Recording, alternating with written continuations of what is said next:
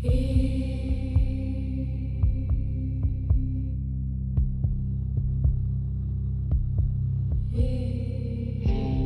clock strikes 12, I step into the haze. Whispers call me from 1,000 graves. Shadows dance in corners out of sight. I chase the unknown deep into the night. I hunt the fear you dare not face. In the darkness I embrace the trace. The dead, they speak their secrets shown. Welcome to the bizarre and the unknown.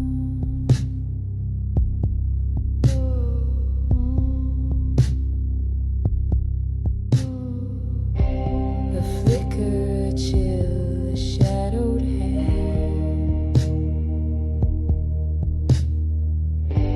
The unseen lingers where I stand. Through creaking doors and empty halls, I hear the echoes of forgotten calls. I hunt the fear you dare not face. In the darkness I embrace the trace. The dead, they speak their secrets shown. Welcome to the bizarre and the eyes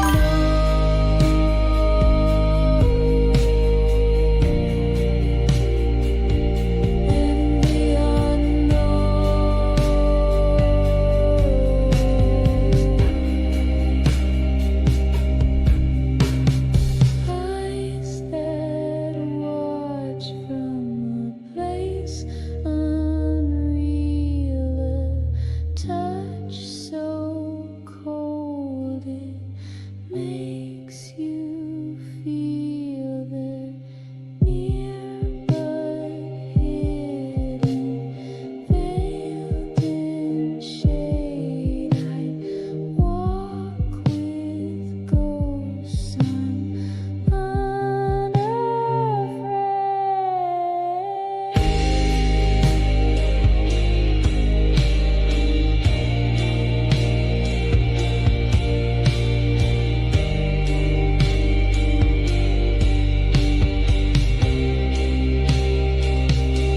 I hunt the fear you dare not face. In the darkness I embrace the trace.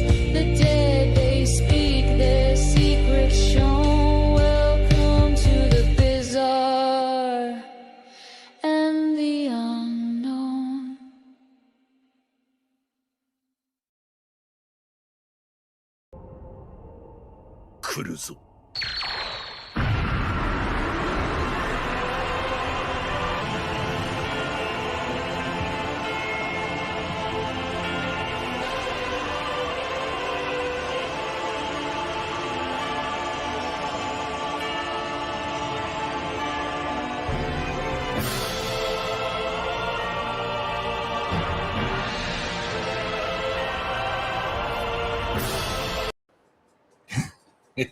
I couldn't resist that after getting that fixed. I had to play that clip. Hey, everybody, welcome to another episode of Campfire Chats with Eric and Guest, back on our regular programming. How's everybody doing today?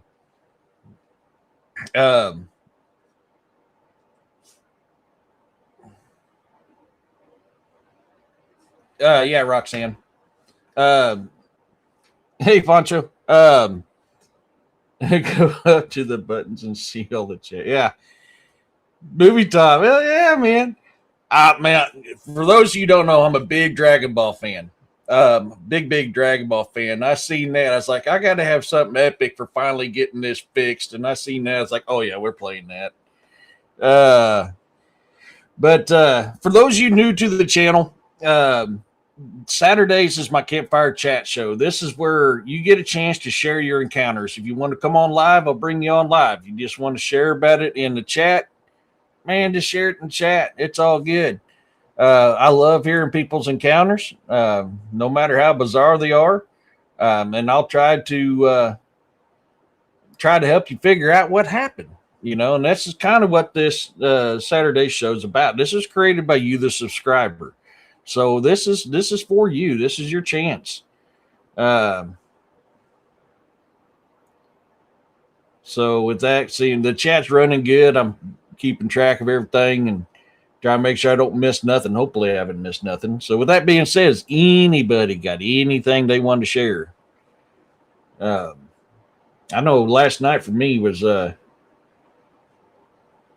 of an interesting night. There's some weird noises going on last night. But I was kind of laid up. I hurt my back yesterday. Your XP points are crap. Oh, no. That's not good, man. That's not good.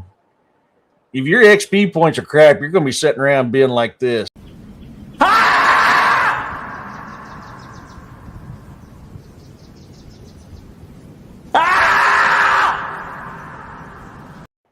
We can't have you being like that, man. So, for me last night, man, I kept hearing talking in my living room, stuff moving around. The only thing was in my living room was the kitten, so I'm like, oh, thank you for putting that up there. Let me see. I hope this don't jack with my chat. So I'm going to put this up there.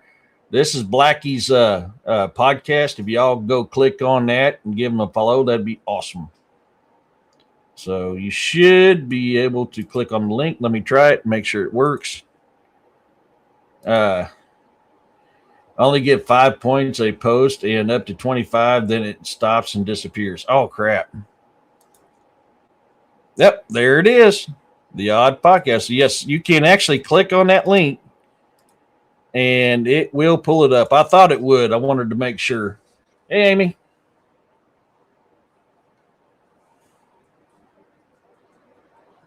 So go over there and give them a follow. So, but yeah, so last night I was laying in bed. I had hurt my back yesterday. I lifted something the wrong way. That's what I get for getting older and being stubborn like I am. Missouri, hell yeah. Oh, Free Runner's Masonic Order. Oh, yeah, I'm still wearing that hat, ain't I? I just now thought about that. Hey, Tyler. Yeah, it means Free Runner Masonic Order. It's the motorcycle organization I ride with.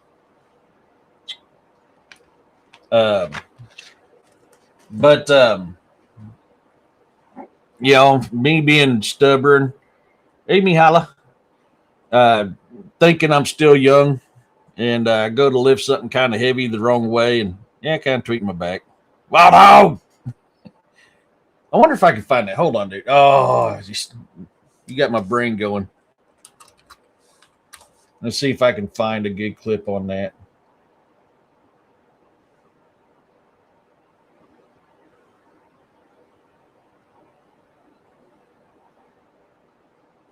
What? Yeah, nothing quick.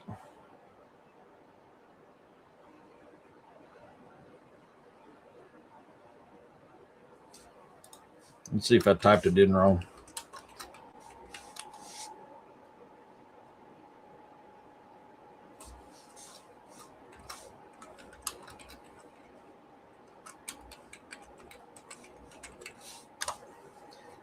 Oh. No, it's not giving me anything good on that one. Dang, I can't do it. So, let's see, make sure I didn't miss anybody. Then I can run rings around your whole body. I'm older. You're welcome, man. But no, So I'm not moving around too good. I was doing some work on some writing earlier. Yeah, it does suck, man. And so what it was is I was putting a message board up. I brought it back in from the yard because I worked 5 days this week. Originally we were sitting on 10.5 hours overtime. I did get to take a day off early Thursday, or not a day, an hour off early Thursday, and just because we got done in enough time. I've been running 3 to 2 crews all week long. So I mean, I've been just flat hammered, busy, and so I was being nice, was bringing some message boards back because there was nobody else to bring there to bring them back. So I just like, man, I don't want to leave them out here till Monday. So I was like, nah, I'll just hook them up to my truck and bring them in. Well, they had a bunch of tin whistles and an excavator in the way where I couldn't get it backed up right. So I can only back it up so much. Then I had to lift it up and push it back. So me and my infinite wisdom was like, oh, I'm just going to pick this up one handed. And that's what I did. I picked it up one handed, pushed it back. When I did that, right there in the small of my back, and I was like, oh, I hate getting old. So yeah, I couldn't move around too much last night. I laid when I got my fat butt in bed. I stayed there. I was like, if something's going to get me, I ain't fighting back today. It keeps your little butt out of trouble, keeping busy. Yeah. So that's what happened. So with all those noises were going off last night, I was like, man, that's not that cat. It's I'm down to one cat now. Sadly, Blackie passed away. I'm down to one cat. Blackie had been sick for a little while. I've been nurturing him, trying to get her back to health. She just that dang bobcat fever is just annihilating cats right now. And sadly, that's the fourth cat this year I've lost to bobcat fever. Hey, Aaron. So I'm down to Socks. And Socks was in Blackie's that one who used to sit on my shoulder all the time. If y'all don't remember who Blackie is, Blackie was that little black cat that sat on my shoulder all the time. I'm guessing if something happened to her, I haven't seen her in a couple days.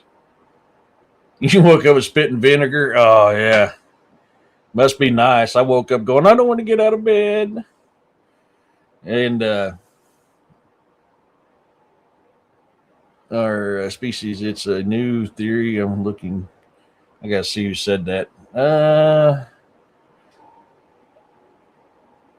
Okay, what did I miss? Okay, Aaron says cats are spies. It's a new theory I'm looking at. Not sure for whom yet. I wonder, man. I love my cats. I love them. I love my cats. I love my dogs. They're my babies. They're always so happy to see me every time I get home. They get sad whenever I go to work. You remember him? Yeah, he was my buddy. She was my buddy. Blackie was my buddy. But so now I'm just down to Socks. Yeah, they do, Aaron. They do. The cats aren't from this planet. Makes me wonder, Mihala. No, they do heal people. I mean, my animals. That's my babies. They go nuts every time I come home from work. They're sad when I leave for work.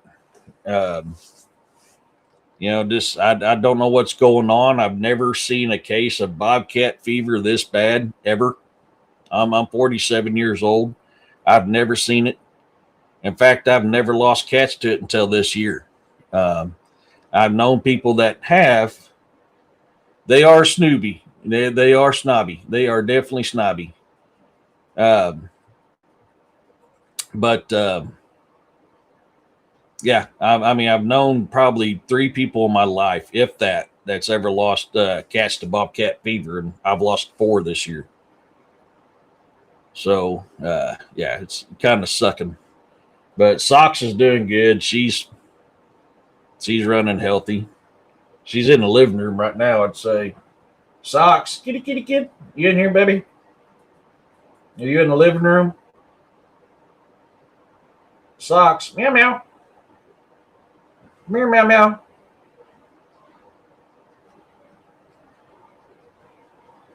She's probably in the living room waiting for me. I don't think it is, Aaron, but I can't say no to. Yeah, it's. They say it's brought on by ticks. I'm not 100% sure on that, but that's what they claim. Um, that's brought on by ticks. I was trying to see if she's walking in here, and she's not. Uh, I mean, it was predominant in bobcats, but it has transferred to domesticated cats. I don't know if you guys remember Socks. She's black with white socks. That's why I call her Socks. But she is the only, her and Baby Kitty, which Baby Kitty doesn't stick around much, is the only ones I've been able to snap out of that fever out of all 6 cats I had.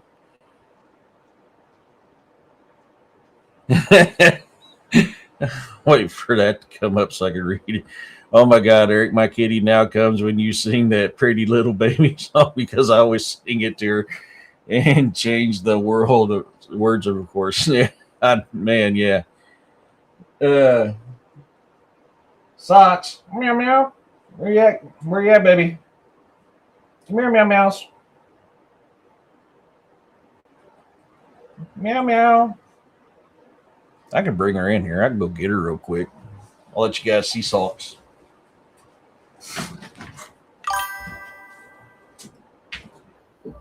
Socks, where you at, baby?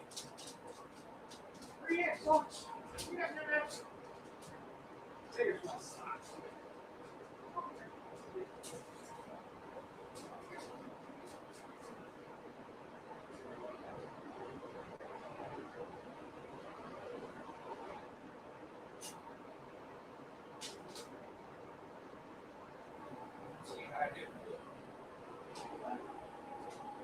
Say hi to everybody.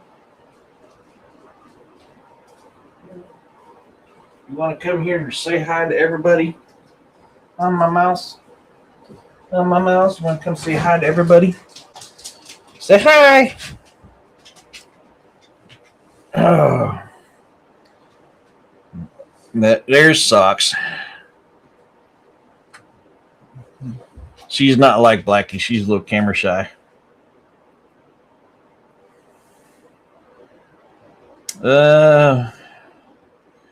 It's me Thursday from a dog that growled at me. Oh, hell yeah. Is that the one that stands up on 2 legs?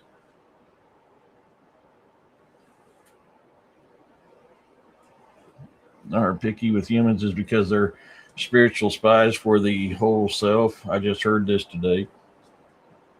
I haven't heard that before. So she's going right back to I found her over by the AC unit, so she's going right back there. Yeah, my Wampus Park Panther, yeah. So yeah, no, Socks is doing good. She's hey Ray. She came out of this strong. Every now and then I'll see Baby Kitty. She likes being outside. She don't like being around other cats. So Baby Kitty stays outside quite a bit. And every now and then I get to see her. So her Baby Kitty and Socks is the only 2 I've been able to pull out of this bobcat fever. The others just sadly weren't strong enough. But no. So last night, it was just Socks in the living room. And I could hear it sound like a male's voice. And then walking around, things being moved.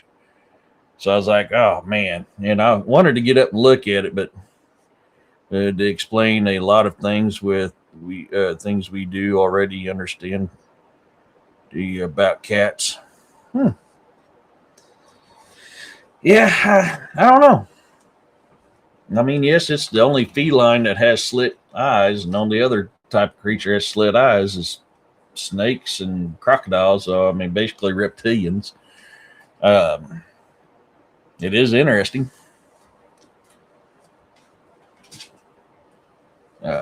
Definitely interesting. I got something on my glasses that. Hey, Gary. Let's see if I can get it off. It's bugging the heck out of me.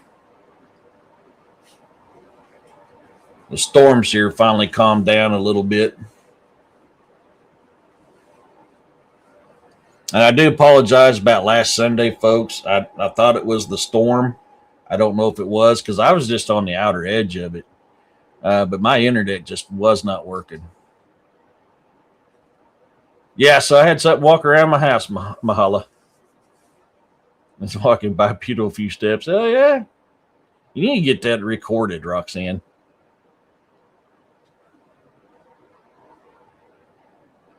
Stormed here all morning. Yeah, it did up until recently. It's finally the sun's out. But it's been storming here pretty much all morning, too. So, oh, man. Sorry, I'm adjusting my back because that spot. But, so has anybody else had anything happen to him besides my little voices and moving around last night that I had?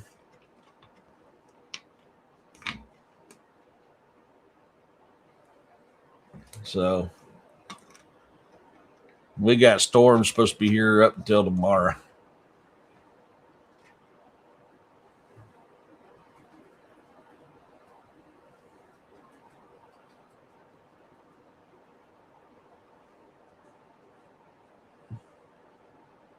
Yeah, during Williams show and after Williams show, man, it was thundering and everything. It rained here, now it's sunshine. Yeah, it rained hard here, now it's sunshine. Yeah, that's what it was here too. I mean, I had all through Williams show, a while after Williams show.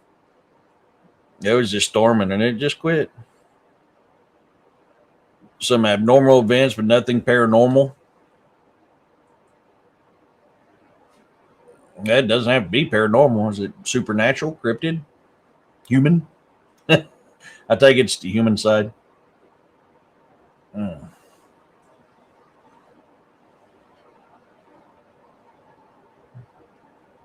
I'm getting close to my busy days. Getting ready to start slowing down unless we get more money to do more roads.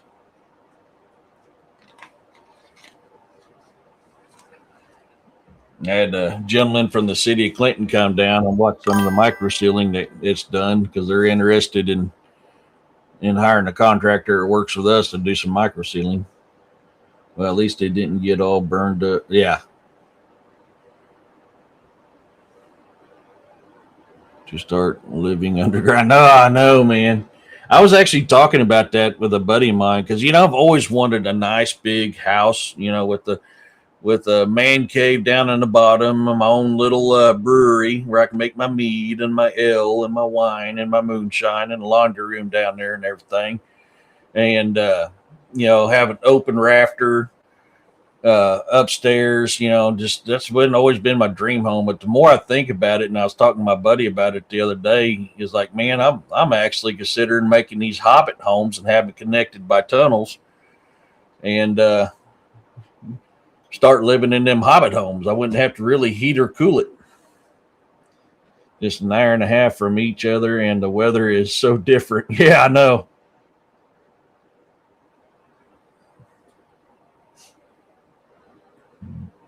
Hey, Sandman.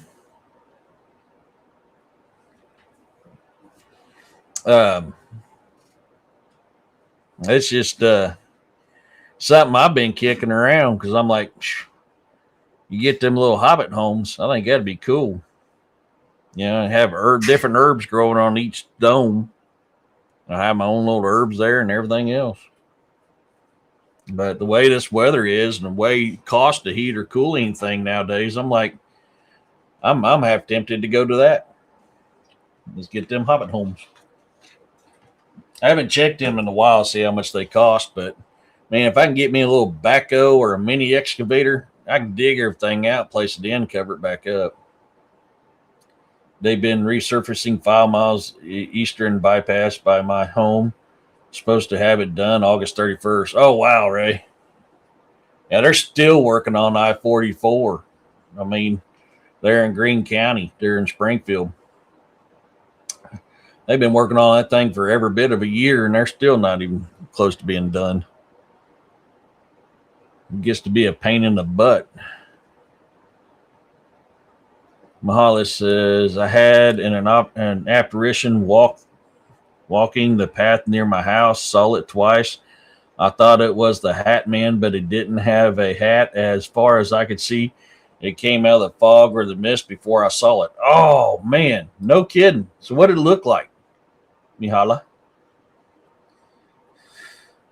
When they're almost done. Oh, um,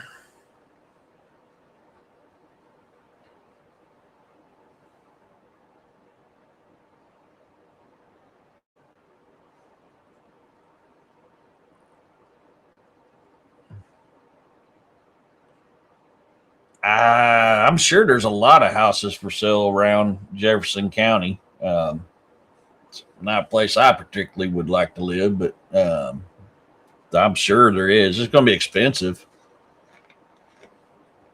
Have a friend who has an underground house, and it's beautiful inside. Heck yeah!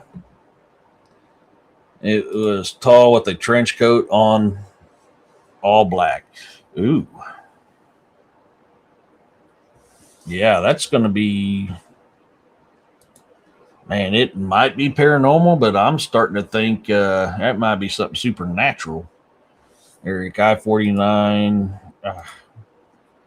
So they have been working on it for decades. Oh, I know, man. These damn contractors that like MoDOT hires,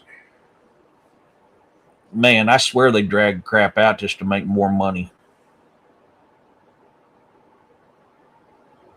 If I get an underground house, it's got to be a ranch. Heck yeah, man. Now, what sucks is I don't have time to work on this place, and I want to try and turn this place as self efficient as possible. Less money I got to spend on groceries or anything else. It's just such a it's so hard because I just don't have time. I'm working a lot, and then of course trying to do everything by myself is kind of hard right now. Uh, but I keep trying. I mean, I need to get this garden back up and going. I need to redo the whole garden system. I'm trying to find a good way to do raised beds where it doesn't rot out and it doesn't contaminate anything. I've been searching and searching and searching for different ways to make the ideal raised bed system out there. And then I want to get a hydroponic system in a greenhouse to start my seedlings early spring. And instead of using tilapia like a lot of them using that, I want to use like crawfish. Get a bunch of crawfish in that tank and use that. So I always got fresh crawfish too. Maybe when it noticed me, it started, or maybe when it noticed me, it started to walk a little fast towards me, but I left and went inside the house. It's probably the best thing you could have done right there, honestly. Growing the broccoli. Gotta have the broccoli, bruh.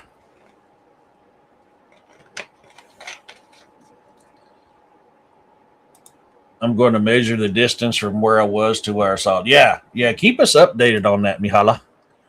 Because I'm kind of curious. Man, it's sounding like something supernatural's messing with you. I seen a beautiful cave somebody made. Oh yeah, man, them cave houses are awesome. But gosh, you imagine all the moisture that's in there. The temperature wise and everything be cool, but like everything be wet all the time because there's so much moisture in them cave homes or in them caves. But I've seen a beautiful cave somebody made into a house. It was very cool, and also the weather stays 68 degrees all year round. It's awesome. Yeah, I've always thought about that, but that's the that is the downside to cave homes is there's so much moisture in caves, like everything would be soaked like all the time. Raised beds are the hard to look up different ways to do them. Yeah, I just haven't found one that tickles my fancy yet, Roxanne. Just scroll past my stuff, and I'm talking about nothing great, just gibberish.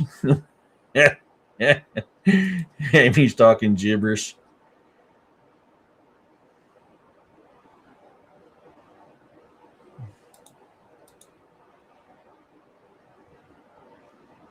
I can't remember if I have something in there for. I thought I. Let me take a look. Is it this one? Let me see. Also, you talk funny.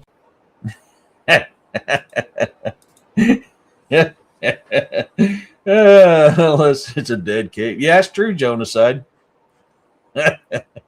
I can't help it, man. That was I'm so glad I downloaded that. I was waiting for somebody to do a Ghibli or gibberish thing because I just wanted to play that so bad. Amy's good people's, yeah. Used big tractor tires. No, so the problem with tractor tires, Roxanne, is the type of asphalt that's used to make tractor tires now leach into your soil, which contaminates your soil and your plants. That's why originally I was going to use tires, but that's a problem with it. Is the byproduct asphalt is used to make tires, which is the very last thing used out of oil.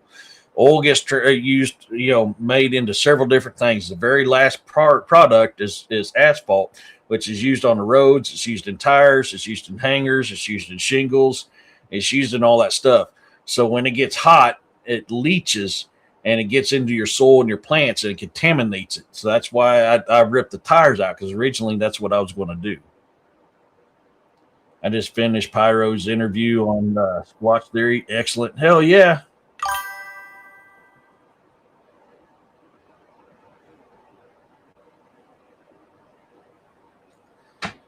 Amy is the number one good people's laugh aloud, but for the most genuine soul I've ever met. Hell yeah, Aaron. Yeah, I didn't know Pyro was going to be on there doing an interview. We got Roxanne and I got to meet him at the Bigfoot conference last year. I've kicked that around with the cement, but cement's so expensive right now. That's the only reason why I haven't went that way, Gary. Is because it's so expensive right now. I'm trying to find something that I can make that's not going to break my bank or my pocketbook or rot out. Like I got to build a new well house too, and I want to use cinder blocks, concrete, and rebar, and make it big enough that you can actually stand up in it and work in it too. But cement is one option I've been looking at.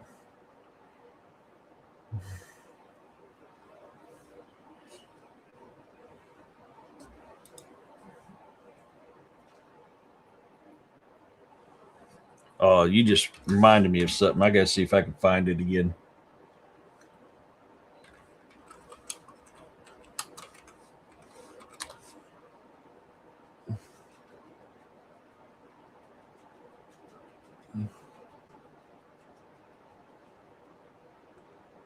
Let's see if I can find it.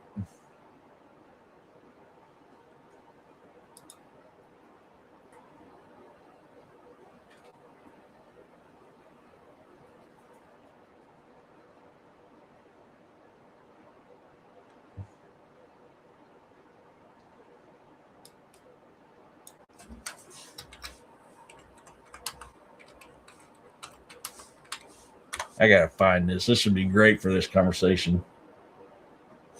Oh, there it is. I got to download it.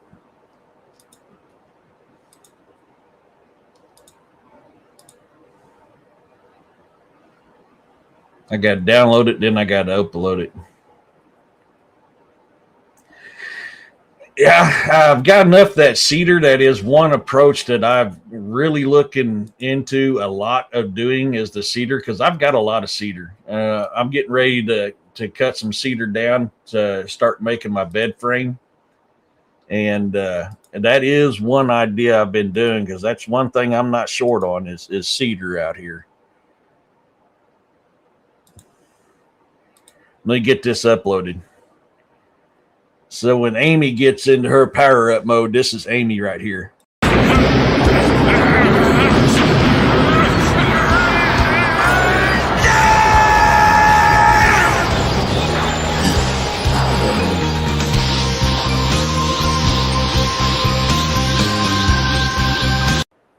Amy gets into power up mode and Evil gets mad or gets scared.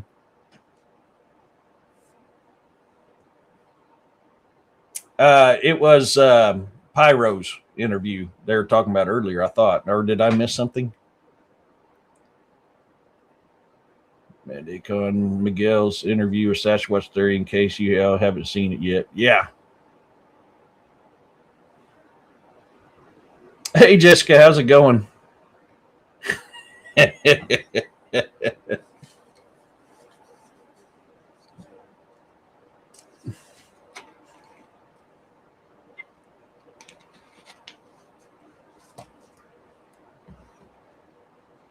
So,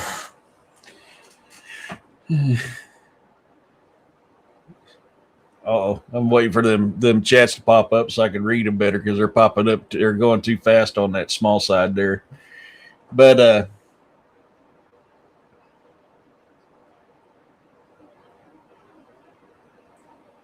yeah, it is, Aaron.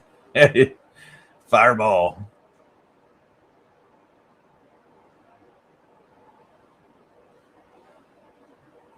Yep. Hey, Miss Lene, how you doing, sweetie? Yeah, I haven't even ate today. I'm gonna have to cook after show, man. I haven't even ate today. I'm like, I got so busy doing stuff, and then my back got to hurting too bad that I had to get off of it, and I need to probably eat before I crash. I got to eat something today. I was going to go to the store, but I was like, yeah, I don't feel like walking around that thing today. I mean, I'm fair to middling. Kind of hurt my back yesterday, but you know, I'm still kicking. I'm still trying to do things.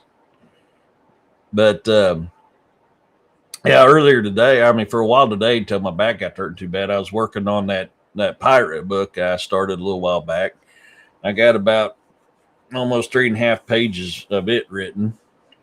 Of course, it takes so long to write some of my books because I'm constantly researching history, or I'm constantly researching a subject, and constantly, because I try to make, even though they're fictions, there's a lot of historical facts in it as well. So I'm constantly doing it. And that's why it takes me so long to write. We have to go to the store, but do it later when it's cooler. Yeah. I was like, man, with my back acting the way it is right now, I was like, yeah, I don't want to walk around the store.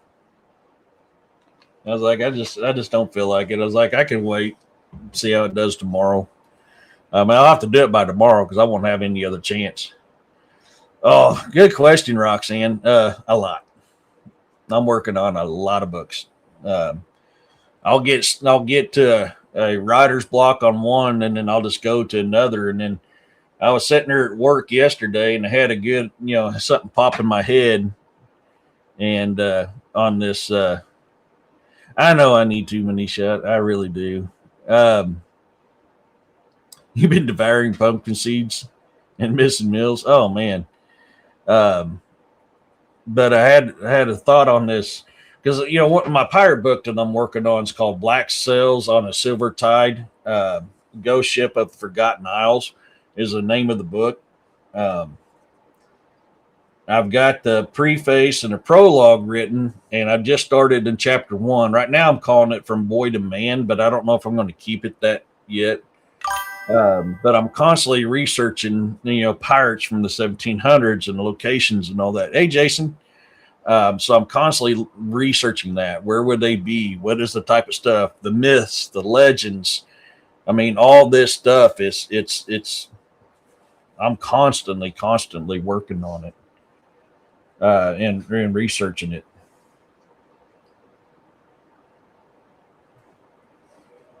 And did I miss somebody? Nope. Oh yeah, I'm thinking about cooking some pork steaks here in a little bit. I mean, I can give you guys a little bit of a taste of it if you want. I'd have to turn my volume up here. This is the prologue to it.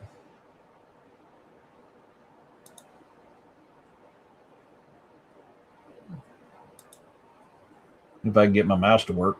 There we go. Here's a prologue.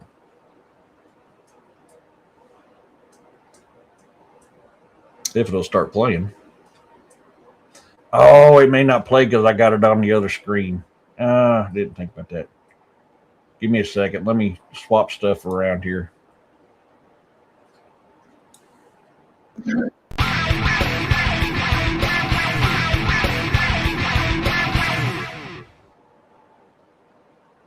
Thank you, Miss Lene. You are awesome. I appreciate you. I'm waiting for it to pop up here so I can pull it up on my dear. You are badass.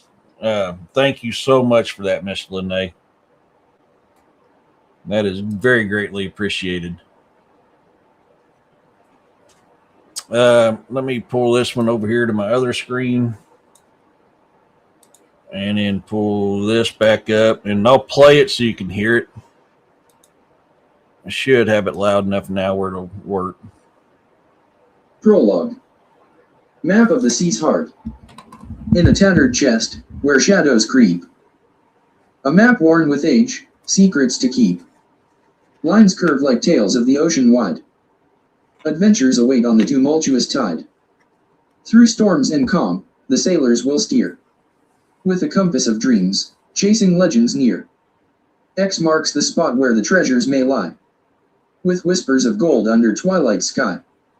A ship's sails unfurl, billowing free. Bound for the horizon, where wild waves plead. Each ripple a promise, each gust a new song.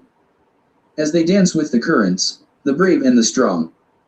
From Bloodstone Isle to the Dragon's Reef. Legends of pirates, brave hearts, and grief. They charted their fates 'neath the watchful stars. Eternal adventurers, bound to the scars. So raise up your flag and join in the cheer. For a pirate's true life is one without fear. With maps worn with age, and skies deep and bold. Endless horizons bring stories untold. The waves crash upon the bow of the ship. The ship called the Ebony Rose was sailing to Port Royal. Captain Newt Elwood was transporting cotton, tobacco, and lumber from his plantation in North Carolina. So the bad problem with AI, his name is actually Canute, but he reads it as Newt. But this is kind of what it is. I mean, it goes on a little bit more, but yeah, that because I'm trying to make everything as accurate as possible. Where'd that go? I missed it. What was it? I mean, I've got jewels to use too. Thought I seen something pop up on my deal. I guess not.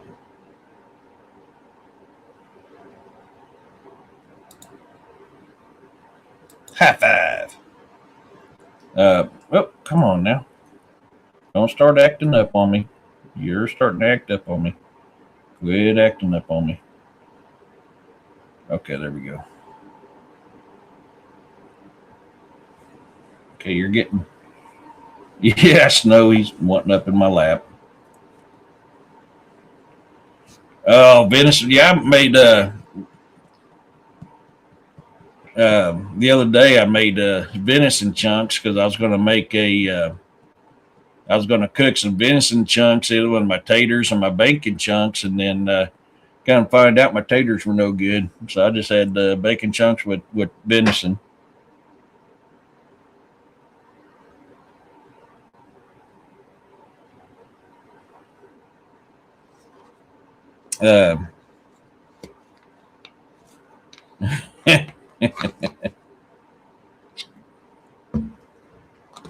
So, yeah, that was very small part of the prologue is what that was.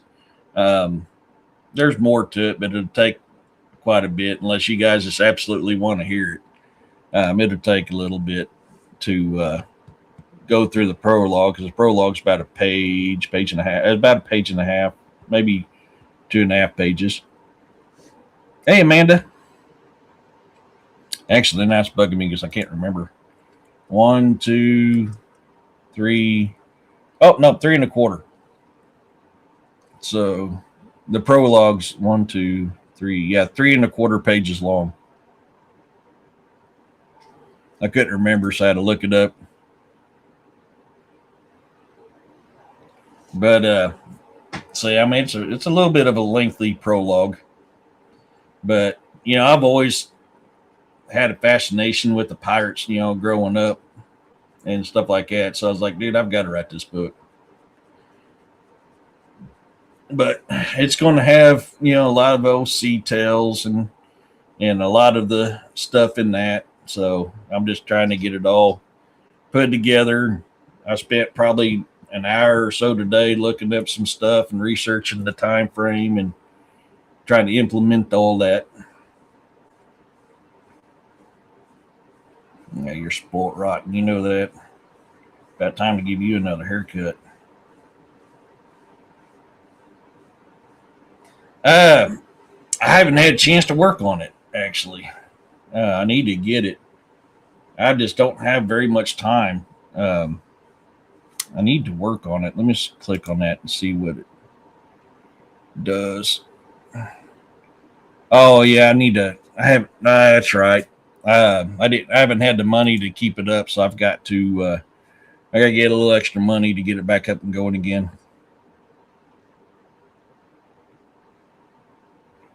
Pop's Country Store is going to have a prize drawing next Friday. Y'all be sure to get. Heck yeah, get over there to Gary's site. Try to get on for that prize. But it's already bald. No, he's not. His hair's getting long again.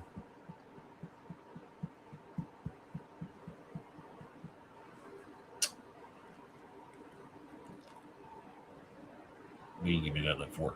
What do you give me that look for? What did you give me that look for? What? Your breath stinks, dude. You got like bad breath. I need to get you some. You do. You need some breath freshener. Is he at 255 already? Cool. Congratulations on that, Gary.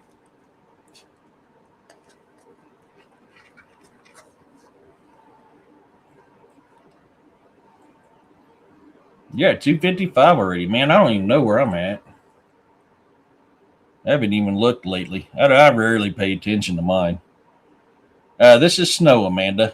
He's my late mom's dog. He didn't like nobody but mom and me. So when mom passed away, I got him.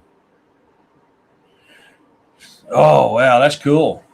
Yeah, this is Snow. Yeah, I got to remember to put some of those up. I keep forgetting. I've got to get websites and all that or domains and get codes made. I keep forgetting to do that.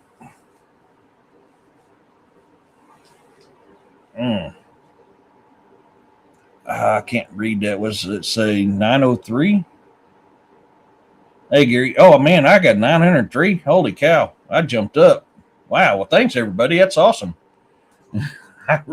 I'll be honest, I rarely pay attention to that. You guys pay more attention to it than I do.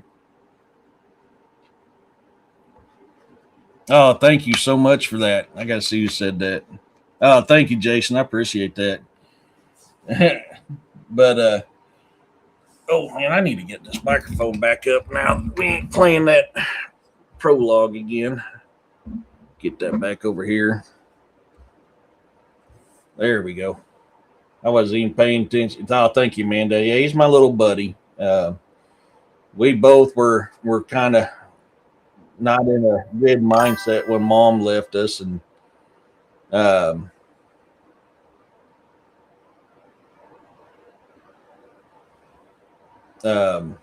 me and him kind of helped each other through it. Amy, Eric, a little bit back, you had 875, so you got more subscribers. Yeah, I did. Thank you. That's awesome. Like I said, I don't ever pay attention, so I can't remember. But no, he's my little buddy, so he's my boy. And then I got my youngest daughter's dog back again here. She had her for about a week. Kamira's back. She's in there on my fat guy comfy chair right now, and then Boar's at his usual spot at my feet. So it's quite interesting in the mornings when I get up and go to work, because all three dogs go outside, and then the cat goes outside, and then I'm getting dressed, and I let them in, and I got to feed them, and I got to feed the fish, and then I got to get my stuff ready, and then I got to go to work, and then I got to go all the way down, swap out my vehicles, go to where I'm going to where the job site is. And I do a lot of running around in the mornings when I go to work. It's kind of a hectic hour or so. A lot of times I don't eat breakfast. I'm just too busy on the go. I don't even eat breakfast. I usually have an energy drink or water or coffee. It's kind of nice though when I'm at the yard in my actual office, not my mobile office. I've got a little coffee pot in there, so I'll make me coffee left over. Yeah, there ain't. I mean, I'm running nonstop. I mean, just nonstop running. And I'm so tired when I get home for those couple hours. I'm awake before I go to bed. I'm kind of sitting back, just kind of trying to decompress and then go to bed, just get up and repeat the day.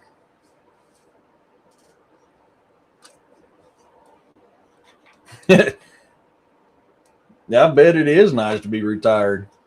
When my mom passed, no one wanted her lab Missy, so I had her for the 7 years until she passed away. Oh, thank you, Arcade. Yeah, it's Snow. He's my late mom's dog. He's my buddy. So, yes, I am the oldest out of four. For many years, it was just my mom, me, and my half brother. Then when I turned 13, mom married my stepdad. So it was me, my half brother, and my two stepbrothers. I'm the oldest out of four.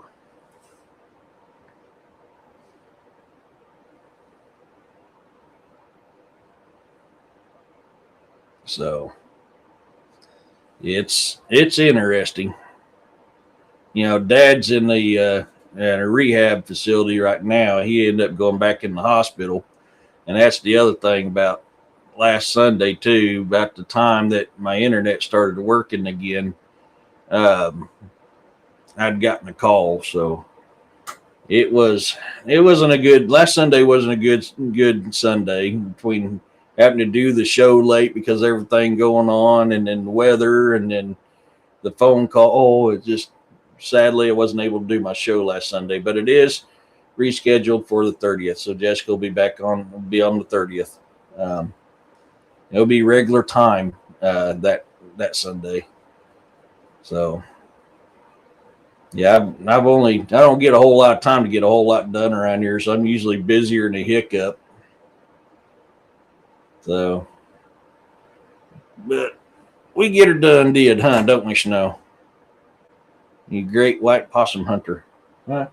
And you great white armadillo wrangler. Yeah, you love messing with them armadillos and them possums, don't you? You ought to see him. Man, he goes after an armadillo or a possum, he comes back, he's just a prancing as happy as could be because he chased off the evil possums and the evil armadillos. It is funny, man. He just thinks that's the greatest thing since sliced bread. It's just hilarious. So I think that reminds me. The other night I was laying in bed, having a hard time going to sleep as usual. And all of a sudden I started hearing something outside my window and all the dogs turned their attention to that window. And it's not the first time it's happened. I've been pretty convinced that the Bigfoot here still watched me through my windows, and that's kind of what it felt like. I didn't see it, but I heard that gibberish. You guys remember I had a recording of them, the little ones. You can tell they're little by their sound of the Bigfoot out here speaking gibberish. Then I had that female speaking Lakota and two males speaking Cherokee. But that type of gibberish we heard on that, I think it was episode 56, if I remember right. I heard that type of gibberish outside my window. So I kind of figured it was probably the Bigfoot messing with me again. Used to be between me and my wife cuddle. Used to be between me and my wife to cuddle me. It was funny. She'd get in my wife's side of the bed and not move until I called her over to cuddle. Good memories. Hell yeah, man.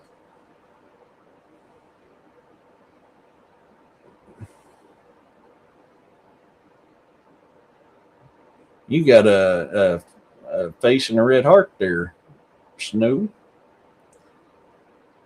That's so great. A furry boss lady. Yeah. Dovey, my part Doberman Pinscher and Shih Tzu I had for years. I should have listened to her because she tried to warn me about my first wife. She did not like my first wife at all. I mean, always growling at her, always staying between me and her. Like if we tried to sit on the couch, Dobie would hop up there and scooch in between us, look at her and growl, and put her head on my lap. I mean, I should have listened to that dog with my first wife.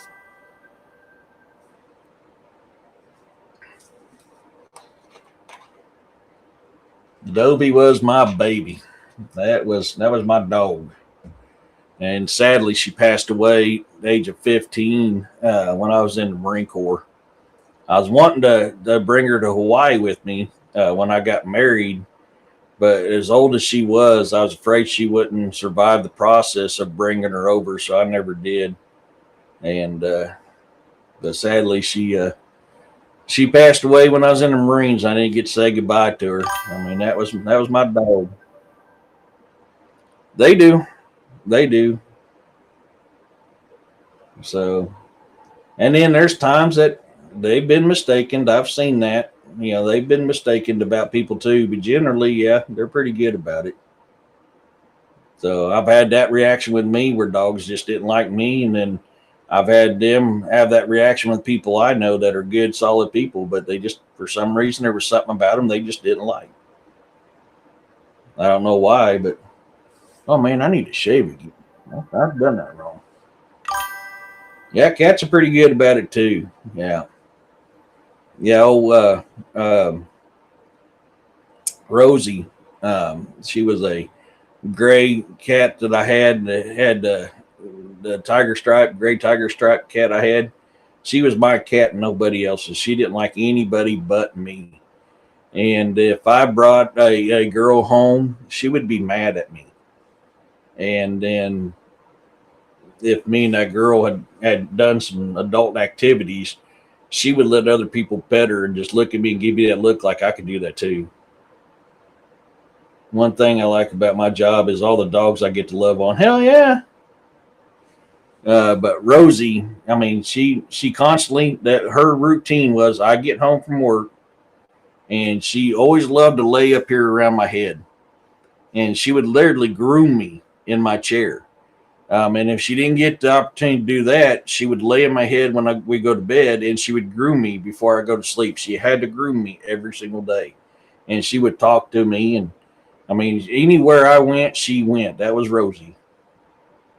Hey, who doesn't like dogs? But I trust a dog who doesn't like a person, yeah. Yeah, I've had dogs that didn't like me, and I'm like, I'm sorry, Bubba. I don't know what I'm doing that you don't like, but it's okay. And then eventually they end up liking me. I don't know if it's just because I'm new or what it is, but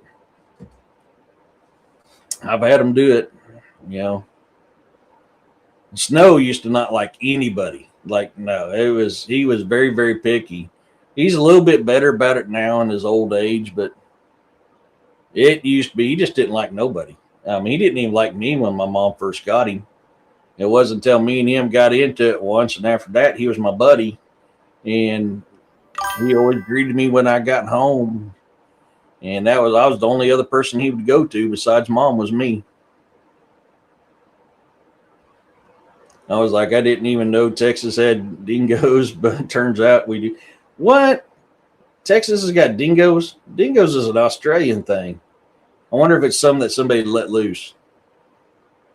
They found her in Carolina. I can't read that. Yep, Carolina. Oh, wow. I had a man that loved to play with my hair when it was wet. Yeah. You know, I used to have a cat named Rose, and she would get in the bath with me. Like I'd be laying down soaking in hot water, relax on my muscles. Hey, always. You can tell you need, you can tell all you need to do and know about a person is by the way they treat their dogs. Hell yeah.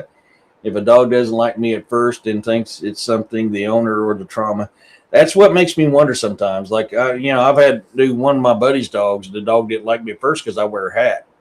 So I had to learn to take my hat off because apparently that poor little thing was beaten with a hat all the time. But once it got used to me, I could wear a hat and it was fine. But yeah, old Rose, she said yes, no, and I love you. And she would poop in the toilet, and she helped me work on cars, and she would wait on the side of the driveway till I got out of my truck. Then she climbed up because she always perched herself on my shoulder. That's where she loved to be. He's always in timeout. I love that. I can't help it. Every time I see that, always in timeout. But you know, she was my baby, man. And I would get in the shower or in the tub and soak my muscles, and she would climb in that tub and lay on my belly, and I would sit there and wash her. And then once I washed her, I'd dry her off, then I'd take my bath, and that was Rose. You know.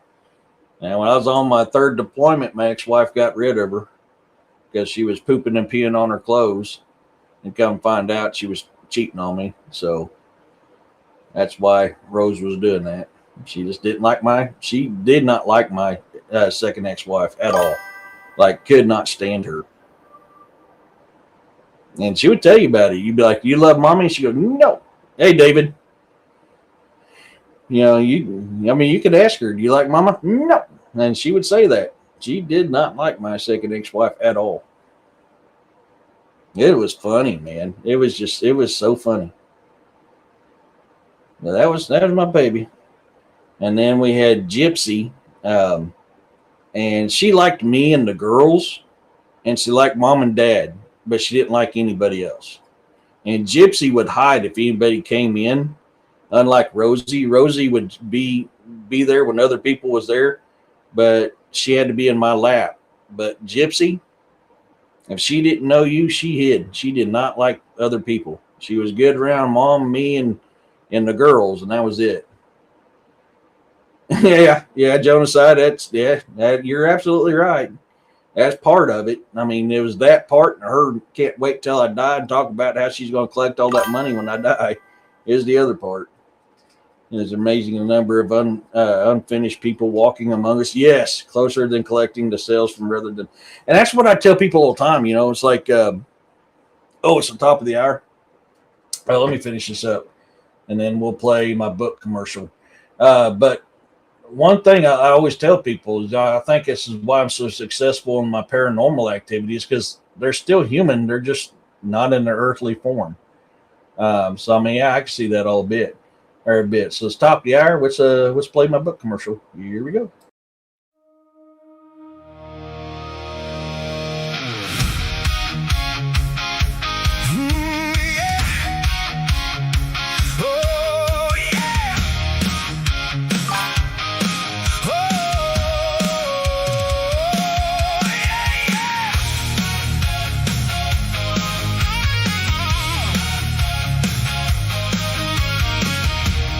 Open the cover and the room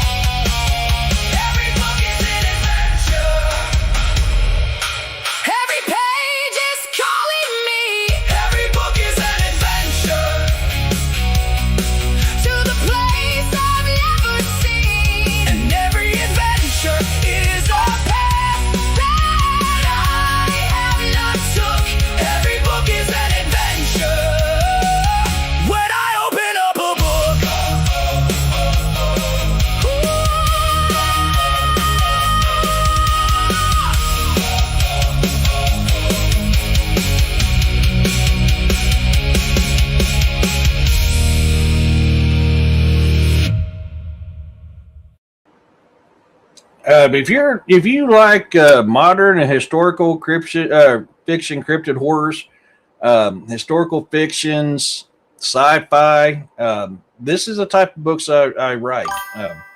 You can go to my Amazon authors fan page at amazon.com/author/Ed Testerman and follow me on there. And anytime I release a book, it will let you know before it lets anybody else know.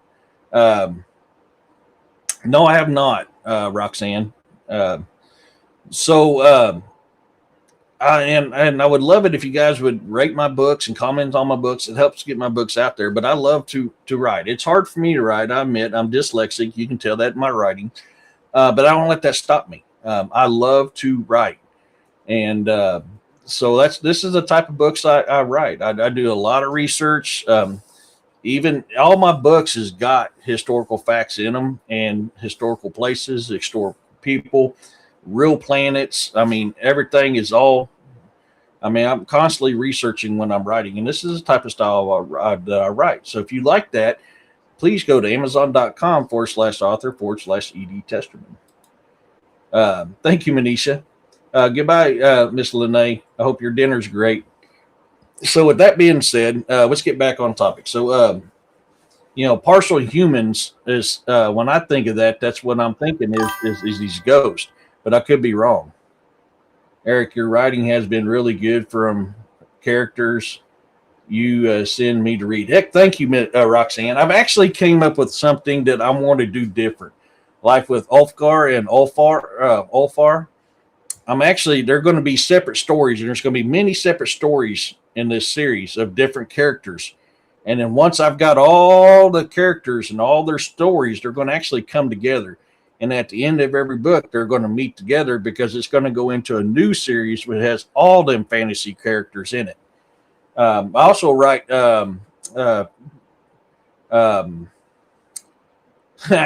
fantasy romance and sci-fi romance as well. But yeah, I was thinking about that the other day, and I thought, man, I think this would be fun with all my fantasy characters.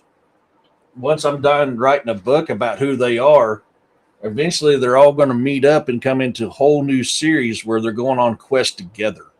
Originally, that's not how I was writing those books, but I think that's how I'm going to go. Or at least for now, that's how I'm going to go. Is eventually all them separate characters are going to come together into one whole series of their own. I love fantasy. I love sci-fi. I love, history.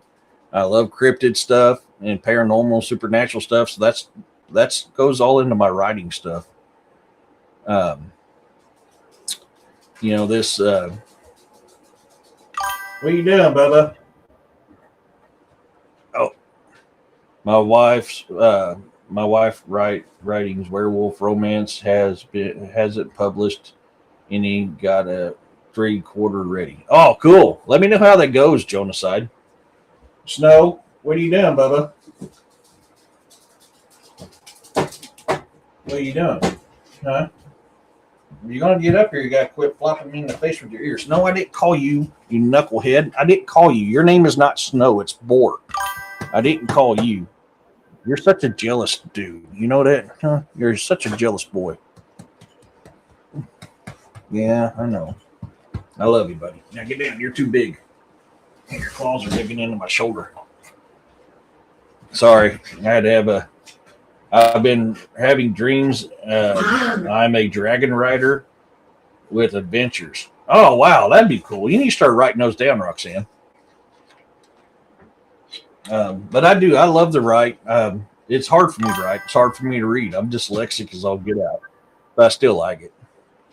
You must have otherwise. Why is he there? Yeah, I know. He thinks that everybody's name is his name. So when I call one of the others, he thinks it's got to be him. That's Boar for you.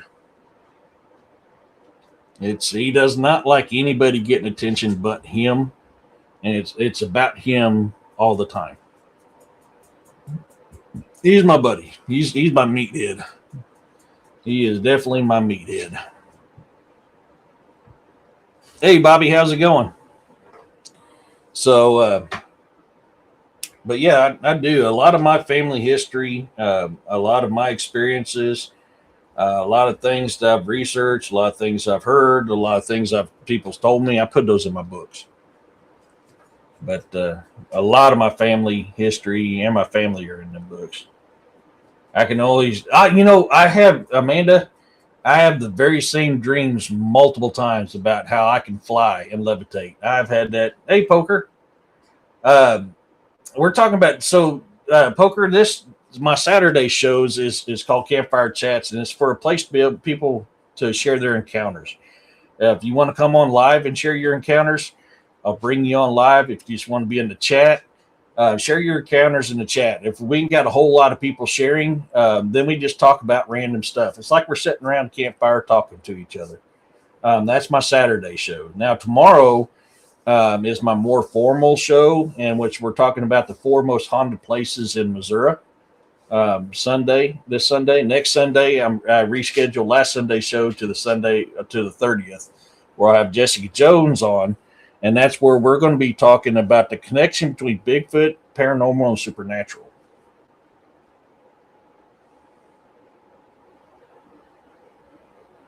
How can we see how long we've been a channel member? It used to tell us in the chat, but now it doesn't. I don't know. I'll have to look and see what's going on for that. But yeah, not a problem. You're welcome. This show was created by the subscribers. Originally, I never had this show. Originally, it was just the bizarre and the unknown. But I was working. I used to do a show every now and then where I was working on my book, so people can actually come on the live while I was working on a book and ask questions about it, my writing style, and all that. Get to see me what I'm doing, how I work when I'm writing my books. Then we got into talking about encounters, and that's what gave birth to this show, Campfire Chats with Eric and Guest.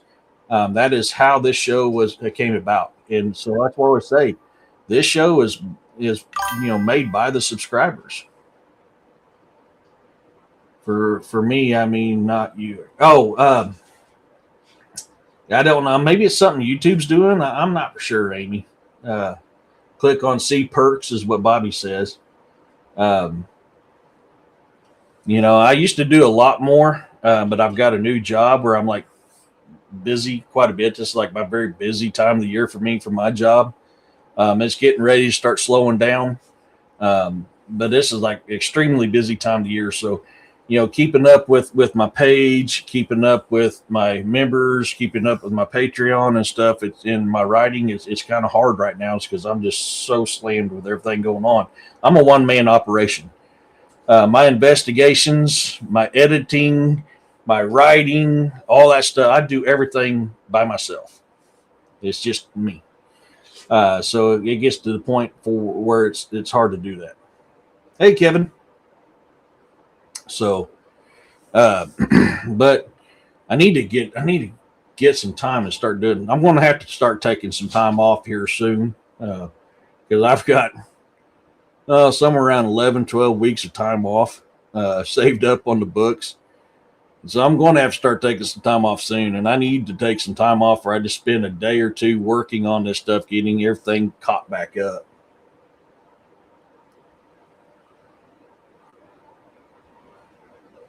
So, and I've kicked that around because I got to start taking some rain days off.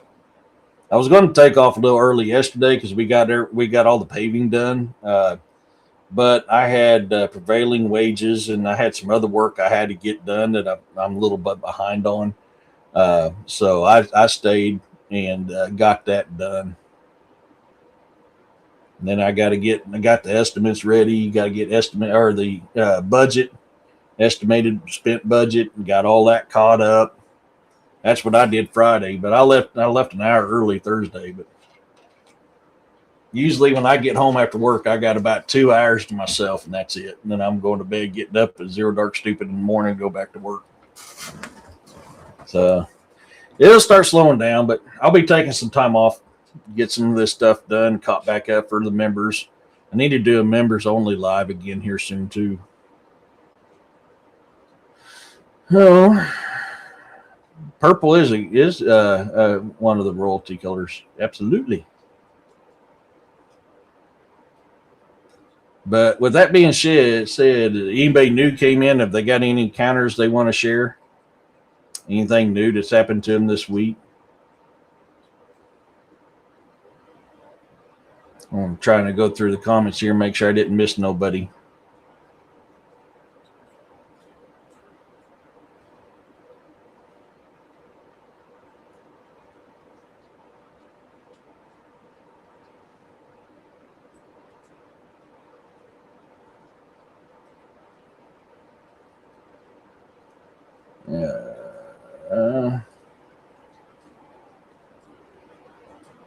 Okay, looks like I'm caught up. And if I forgot to tell you, Mihala, thank you for sharing your encounter with us. That's awesome. I love hearing that stuff. Looks like I didn't miss anybody. So, but yeah, I mean, this is fun stuff. You know, the more I think about it, I don't know if you guys remember about a year ago, back when I caught that thermal next to my drive. I was talking about seeing that shadowy figure that ran through my woods, and I wasn't quite sure what it was. I wanted to say it was Bigfoot, but I wasn't 100% sure. But the more and more I think about it, and the more and more I ponder on it, and I'm pretty convinced I was probably, it was a Bigfoot. It's in that area where they're at all the time out here. It's in that area where I caught that thermal. They strip cedar bark in that area. I catch a lot of footprints in that area. Just too many things add up. I'm almost convinced that was probably a Bigfoot I seen running through my trees. I wish I would have had my phone where I can get to it, but sadly I was in a position that I couldn't. Poker, I live in Southwest Missouri, around Springfield, Missouri. That's where I live. I'll just say the Springfield area. I live in Southwest Missouri. Hey, Dawn, how's it going? I don't give my exact location away because all the activity I have out here, the last thing I want is somebody on my property without my permission. I'm very, that's one of my pet peeves. Don't be on my property without my permission. So I don't give my exact location away. Oh yeah, you're in Oklahoma. Yeah, you're not far. You're not far away at all. I saw Bigfoot when I was 11. Oh, gosh dang, come on. Thank you. Sorry, I was trying to get it to pop up here. I saw Bigfoot when I was 11 in Wolf Creek, Oregon. I lived in my grandma's fifth wheel trailer. It was a face-to-face, was told it was a bear till I got older and figured it out. That's man, Amanda, that is a very common thing that people say. Hey, what? They're always being told that's a bear or, oh, it's a dog. That's very, very common. I mean, you saw what you saw, man. There's this, hey, Snow, what are you doing? What are you dogs doing? You guys are up to something. I know you guys are up to something. Snow, what are you doing? What are you getting into? I know you boys very well. But yeah, and it's sad. You saw what you saw. For all you new folks on there, my very first encounter with Bigfoot or experience with Bigfoot was up in St. Joe, Missouri. I'm from St. Joe, Missouri originally, and I was running through the woods because we was playing hide and go seek, and I was 12 years old when this happened, and I went down this cow trail in my grandpa's woods. And I made a big loop around. It wasn't even like a couple minutes later, and I came back and I found a footprint that big in that cow trail. That was my very first experience. My great grandpa had told me, "Boy, stay out of them woods. Momo's been spotted." And I always thought Grandpa was pulling my leg, And I ran back to the house and said, "Grandpa, you weren't lying." He goes, "Nah, boy, I ain't gonna lie to you." And that's the thing. And I'm so glad that you was able to have that experience and acknowledge what it was. That's awesome.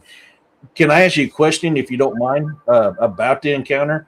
If you don't mind, how did you feel when you had that encounter? What was it like for you to have that encounter? Hey, wondering. I always experienced a feeling of fear whenever I walked a Pacific footpath near my old house at night and during the day.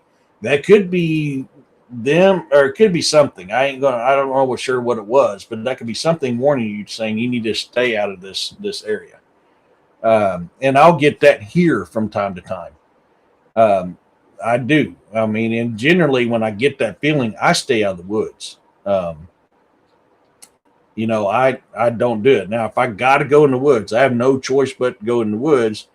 Yeah, I'm packing heavy and I go, and luckily I've not been messed with by doing that. And my theory is they know that I have to do something there because I've lived with them for 34 years. They've been on this property for 34 years. As long as I've lived on this property, they've been here too. And so they know that I'm not there to be disrespectful. I've got something to do. And what I do is generally I love lingering in my woods. I love being in my woods. That's my favorite place. That's why I fought so hard to buy this property off my dad, was because I love this place. So usually if I go out in the woods, I like to linger. But if I've got that feeling, I won't linger. I'll go in, get my stuff done, and I get out.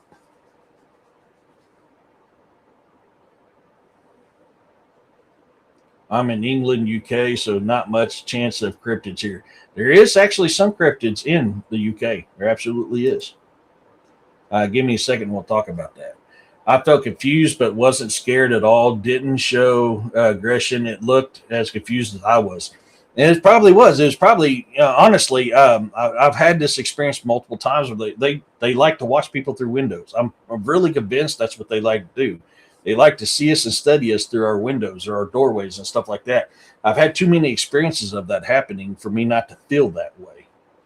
I'm kind of brain farting on the name, wondering, but give me a second here.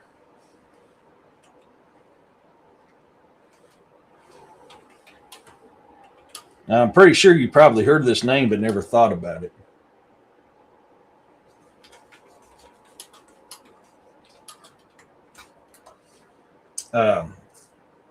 Oh my gosh, I was writing a book about it.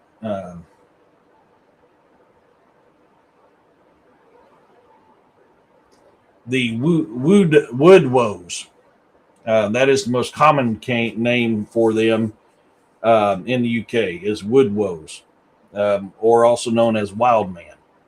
A lot of medieval history talks about these things.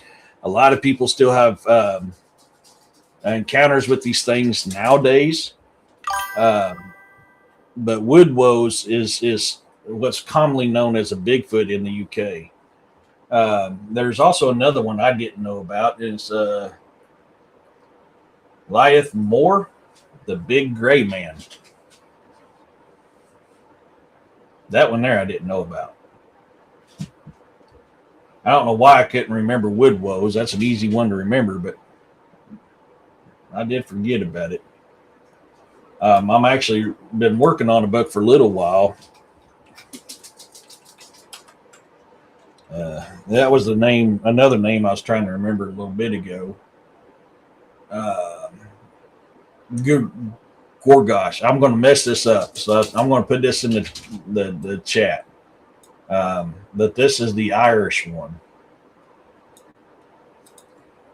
Give me a second so I can put this in the chat here. Gorgoch. I think is how you say it, the Gorgoch. I enjoy the love shared in the chat. I do too. Never heard of them. I've never looked into cryptids in the UK, only in the US and Canada. Yeah, there's actually dogmen. You got, when it comes to cryptids, you got dogman, you got Bigfoot style things. You got a lot of supernatural in the UK. I mean, you got the Black Shuck, the Wild Hunt. Man, I can't remember everything. There's a lot in the UK and actually on the supernatural side, but there is some cryptid activity Some dinosaur sightings too in the UK as well. But the Gorgach, how you ever say that, that's the Irish Bigfoot. But yeah, if you get a chance, look into them wood woes. I still can't believe I forgot that. That's something as simple as wood woes. You'd think I'd remember something like that.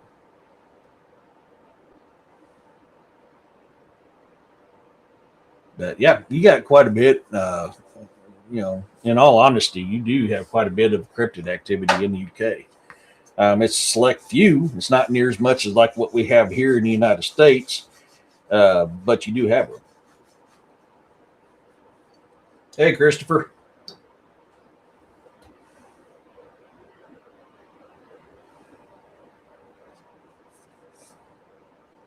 What is wood woes? Now it's got me curious.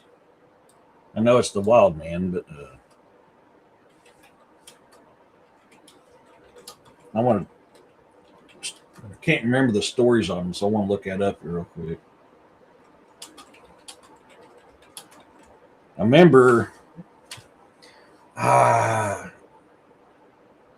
what was his name? He was a British officer that was doing some training when I was in the Marines, and he was talking about him. That's how I knew about him. The wild hunt is so it depends on. So for me and my people, wild hunt is Odin and them on a hunt, and they're associated with winter. You don't want to be outside when the wild hunt comes through. Because you'll get swept away with them and you'll never be seen again. There's so many encounters of that happening. Very few have the people been swept up that they've ever been found again, and they're usually found several miles away from where they actually were. And the wild hunt got introduced into the English folklore due to not only the Saxons, but also the Nordic people when they came over and invaded England. So between the Saxons, when they came down, thanks to King Vortigern, but also the Nordic people when they came over during Dane Law time and pre-Dane Law, that is how the wild hunt got introduced into the English culture. It sounds like a missing 411, yeah.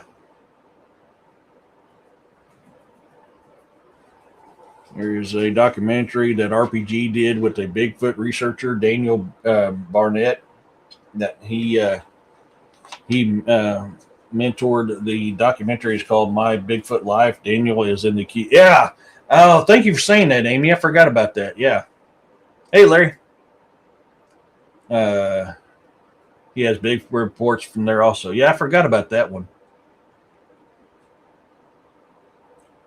I got a wild hunt tattoo on my arm, part of my Norse sleeve. Yep.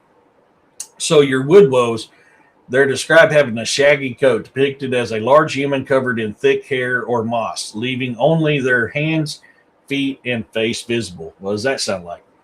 They are often seen carrying heavy wooden clubs or staves. They believed to live in the deepest, darkest, and most remote parts of the forest or mountains. Generally elusive and nonverbal, viewed as the solitary guardians of the wilderness rather than a purely evil demon. That is your wood woe.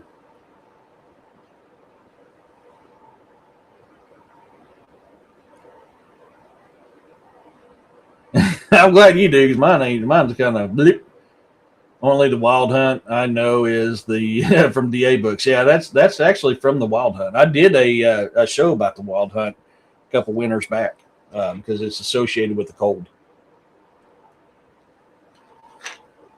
It sounds squatchy. Absolutely does, Christopher. Yeah. Yeah, that is the UK's version of a Bigfoot. They're called wood woes.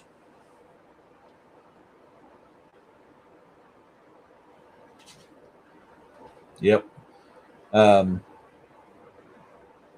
Odin, for me, and Jonah's side, Odin leads the wild hunt. What is, oh man, that's bothering me. What is the two versions of the wild hunt?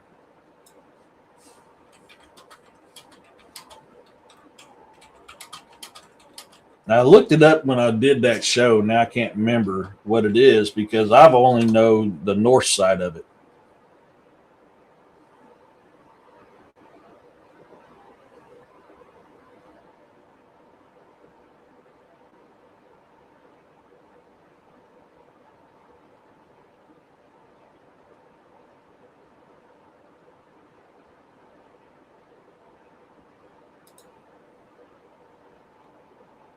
Yep.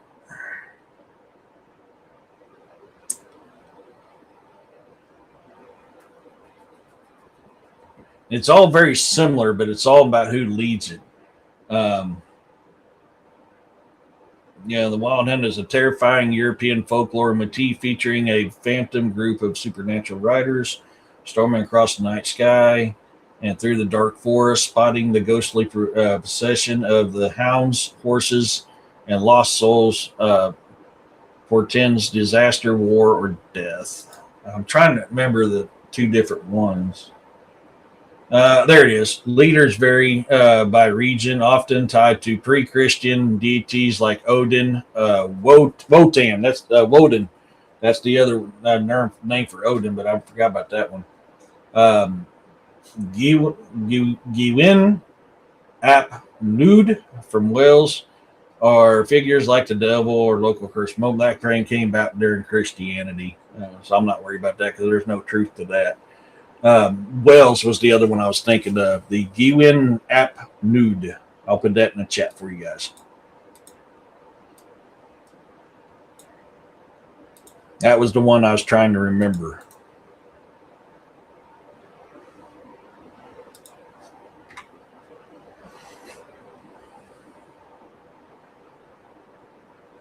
That is the Welsh leader of the Wild Hunt. For the Nordic people, it was Odin, sometimes called Woden. That is who leads the Wild Hunt. Two-step, but put a little what are talking about. Oh, yeah.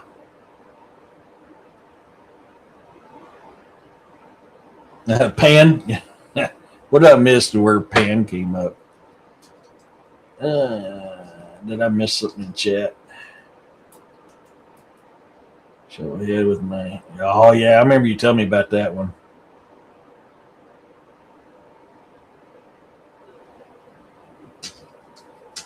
Krampus. Yep. Krampus is another one. But, yep. That's your Wild Hunt. Of course, that's going to be supernatural, just like the Black Shuck. I did a show on the Black Shuck, too. The Black Shuck is very similar to what we call hellhounds here in the United States. And of course, the Black Shuck doesn't like Christianity. It's been known to unalive people in churches, attack Christians on the roadway, but it's also a guardian in the UK. It's known to guard people as well. So it's mainly like its only bad attribute is that it doesn't like Christianity. Now, is that because of the Catholic Church? I mean, that was one theory I always ask people. Is it actually Christianity or is it the Catholic Church that I don't like because of the stuff that the Catholic Church did? Pan is the spirit of the wild. Yep. It was based off of a type of fae, but I can't remember which one, Christopher. But yeah, it was based off a type of fae. Pan was based off a type of fae. An elf-like, elf-style fae, if I remember correctly.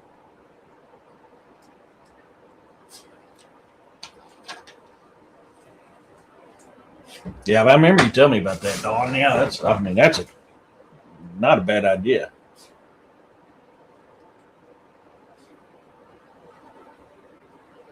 So yeah, I mean that gives you something to look up. Wandering for the UK stuff, if that helps you any. See, my family, my primary bloodline is Norse and Dane. I've got Irish and Scottish, English, German, and all that, which all that stems together. A lot of people don't know, like your Saxons, your Finns, your Swedes, your Danes, your Norse, they're all Germanic tribes. So when it says German, what I mean, there's so many Germanic tribes out there. What type of German, with the scapegoat ritual? That rings a bell, but I can't remember if that's tied to Pan or not, Christopher. But it does sound familiar. But and that's why you get the Aesir and the Volnir. The Aesir was one type of Germanic people believed in the Aesir, and the other type believed in the Volnir. Then there was a great war between the two Germanic tribes that had the two different beliefs, and then that was the time that it came about the war in the heavens between the Aesir and the Volnir and the Nordic religion, and that's where they came together as one. They're both Germanic. Just one is a life, living plants, stuff like that, love. The other is very warlike. The Aesir warlike, Volnir plants and love and life. But when they came together. But at one time, if you actually trace the history, they were two separate entities, and it wasn't until the war between a lot of the Germanic tribes that they came together as one under the Nordic religion. You got a Viking tat on your left arm, so you're a Vikinger. You go out a Viking. On my dad's side, it's Germanic. Yep.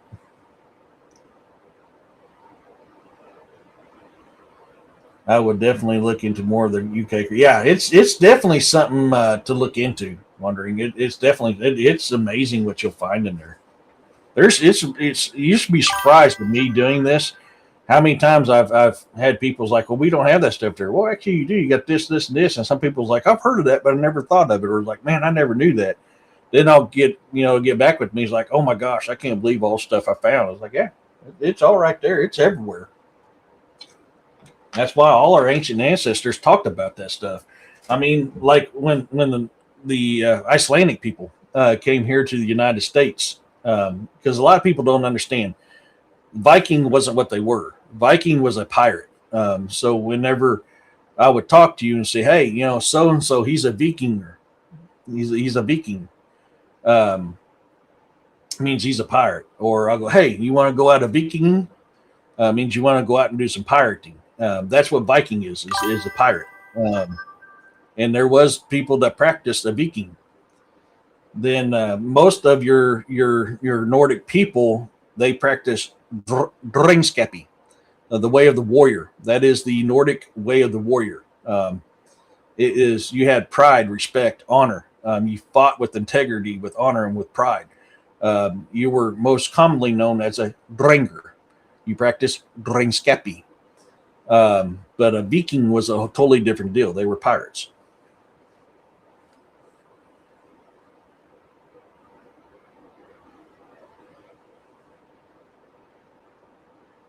Europeans was spooky way back, yeah. It's Viking, yeah. I knew what you meant. Don. You're good. Maritime force, yeah, they were pirates, Christopher. That's what it means to be a Viking, is to be a pirate. You're a raider. They were also called sea wolves. That was another name for them too. Yeah. Marines consider themselves Vikings. We attack from land, air, and sea, but we're predominantly known as seafaring folk. So we considered ourselves Vikings. We were Vikings.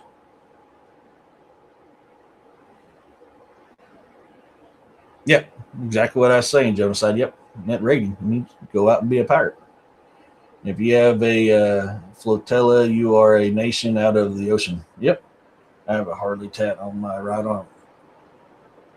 Yeah, I remember you telling me about that one too, Genocide. Yeah, that's right. And my DNA says I'm Celtic and Viking. What type of Viking?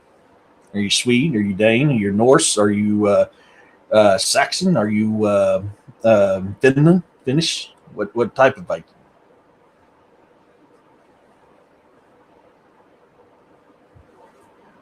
Sadly, a lot of this stuff ain't taught no more, so people forget what these things actually are. They're and sadly, Hollywood and mainstream historians corrupt what these things actually are, and it sucks. But yeah, Viking was just you're a raider, you're a pirate. So Danish, okay, yeah. See, I am too. I'm part Danish too, but I'm also part Norse. Um, so I get the Danish side from my bloodline, which goes back to Ivar the Boneless.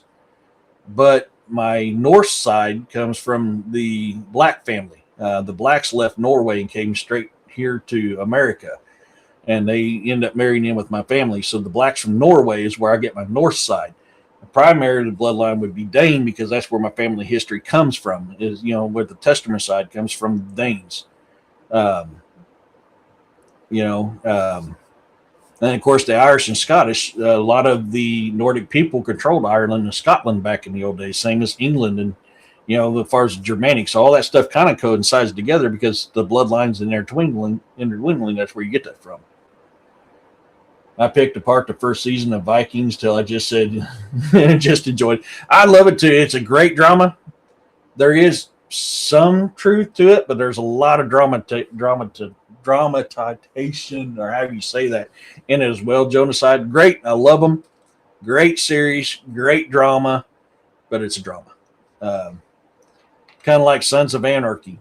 Very good drama, but it's a drama. There is some truth in it, but more drama than truth. Eric the Red was up in Canada pre-America. Yes, he Eric the Red, Leif Erikson, several of them colonized Newfoundland. Newfoundland. It was actually called Newfoundland, but we say it Newfoundland. In a lot of them areas up in there. There is actually a Native American tribe here in the U.S. that is known for being pale-skinned, long red beard on their face, long red hair on their head. Very, very Nordic.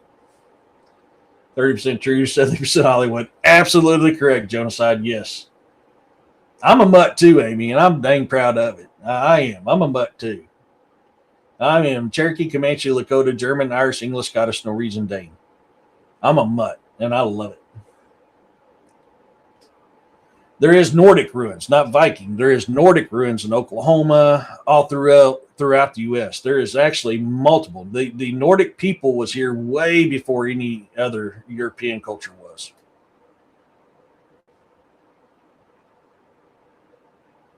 Hey, Corey, what's happening?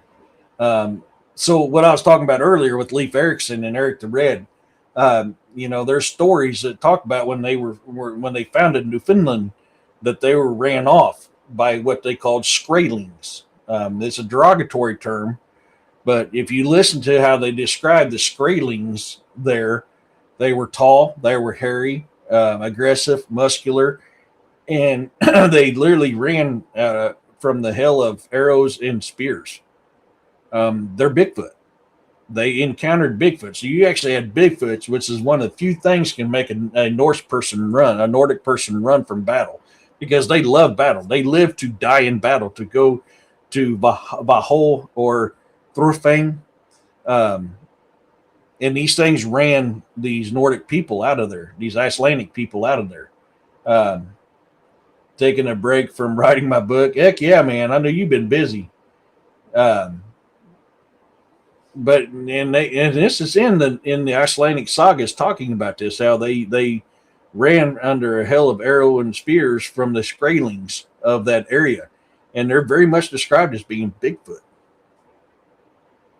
So that tells you how badass Bigfoot is if it can run a Nordic type of person away.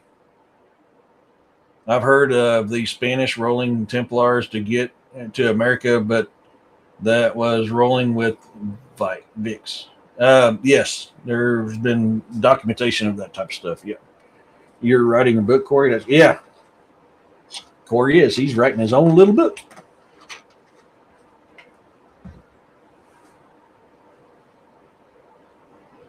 You've been working on that for how long? You've been working on that now, Corey? I can't remember. It's been a little while. Make sure I haven't missed anything else here. And let's see here. My mom always said I was an alien. Ask yourself, where did the tomahawk come from? Win. Yeah, there you go. That's a good point. I never really thought about that one. Yeah.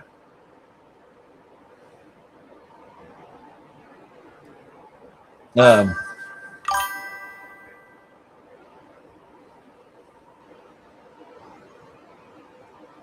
let's wait for that. I can't read every bit. I wonder if Bigfoot has ever been to war. Yes, they have. A lot of your Native American stories will talk about them warring with the Sasquatch people. They had times of peace and times of war with them. They learned from them and taught them. They went to powwow together, or rendezvous, however you want to say it. Yeah, it's very well documented in the Native American culture about them going to war. If you actually, and that's why when I did the Neanderthal show, I put out there is what we call Bigfoot, the last remnants of Neanderthal, because the recent archaeological studies have proven that we've been very wrong about Neanderthal. Neanderthal was bigger, stronger, and hairier and smarter than we gave him credit for. If you actually listen to the description of Bigfoot, the most famous one is the Oklahoma. Oh yeah, it was the war with the Kickapoo. Yeah, they were in war with the Kickapoo down in Oklahoma. That's another good one. Once again, another Native American story, right there. Hey, Cass. So yeah, the Tubbies. Um, yeah, there is a lot of documentation on that Michigan about Bigfoot's going to war with humans. A lot of it throughout history, throughout all lands. The only one I have not found where they done any war with, it was the Yuran in China. The Yuran are known to be protectors and guardians. That is one of the very few places, the only one that I can think of off the top of my head, that does not have a historical story about them warring with humans. The one I knew was told, lost it. The one that I know told me about it when her family went through it and how it destroyed her family's home. Yeah, there's aggressive ones out there along with peaceful ones. There absolutely is.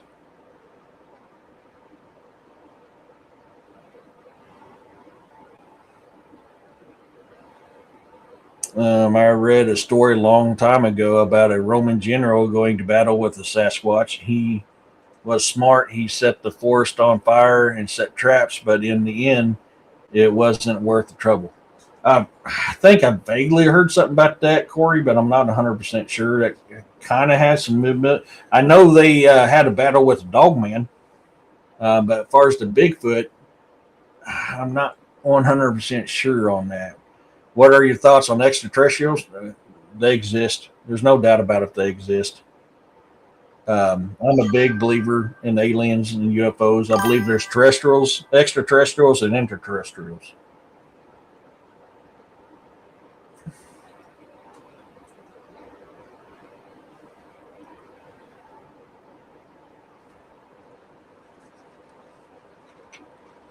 Oh yeah, I mean, whenever they found they said it was literally a mound of bodies in Oklahoma during the Oklahoma. It was called the Oklahoma Bigfoot Wars with the Tubbies and the Kickapoo. They literally found mounds of bodies, chewed up, partially decayed. I mean, all different shapes. Literally a mound of them.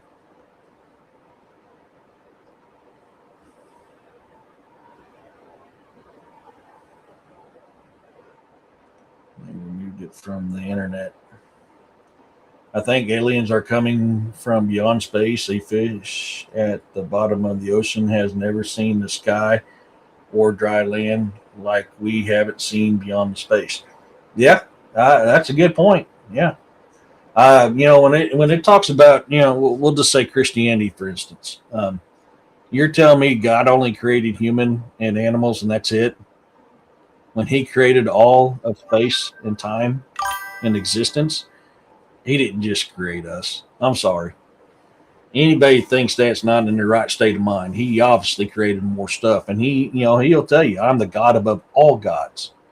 I am the father of all gods. In some text, if you read it, he'll say, I'm the father of all gods. That tells you there's more than one.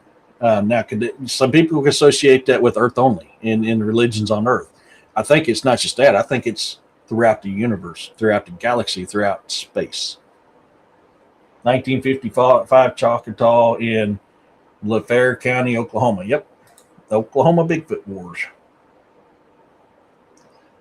I still think we're half squashed. That's why that we are here first.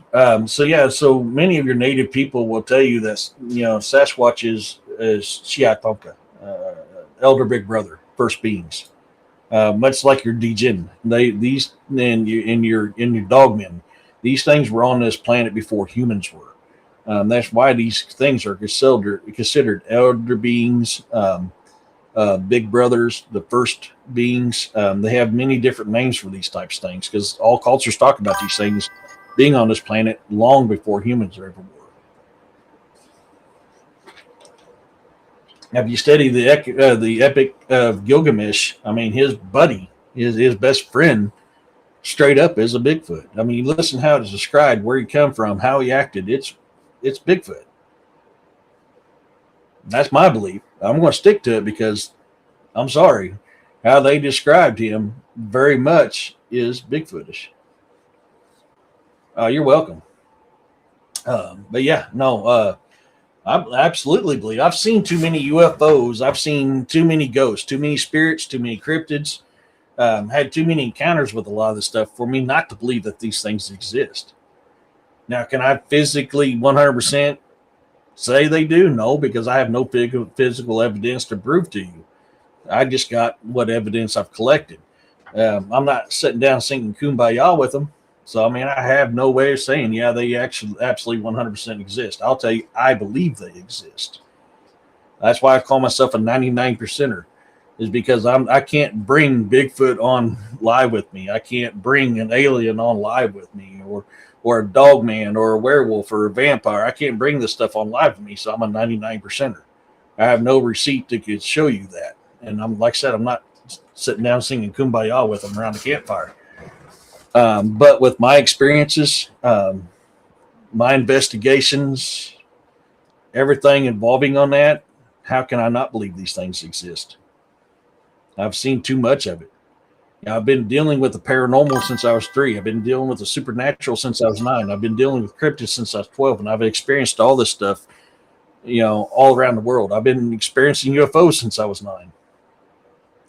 I listened to a podcast last week about the Lowton, Oklahoma, that had either a dog or a werewolf sighting. A lot of people reported seeing it. Yep. As soon as I get some help, I've got to get back down on that werewolf investigation I've been working on.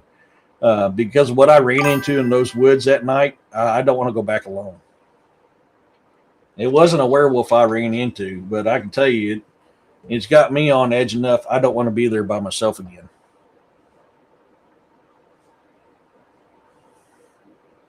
Especially when you got 2. Yeah, it was actually 4 because I had the you can tell they were juvenile by their sounds, speaking gibberish. Then I had the female and the 2 males, all on audio. I've got all that on audio. Yeah, you're right. I mean, how can I not say these things exist when I've actually got audio of these things speaking? Did anything paranormal happen in the Marines? Michigan, crap tons of paranormal activity. I was stationed in Hawaii, which is probably the most haunted place I've ever been around this world. Hawaii's got tons of paranormal and supernatural activity. Oh, yeah. It was one of the few places I've been where I had a consistent full body apparition. And a full body apparition is extremely rare. And this was consistent in Hawaii. The only place I've ever been where it was consistent. Speaking Ghibli. Yeah, Amy, they were speaking Ghibli. Absolutely right. It's the chatter, I've heard the samurai chatter. I mean, so when I caught these vocals, and I've told people, man, I've heard that samurai chatter. I've heard that Ghibli out here multiple times, and it wasn't until I actually got audio evidence of it that man, it had me in tears because I was like, finally, I've got the receipts to prove that I'm not making crap up. It's here.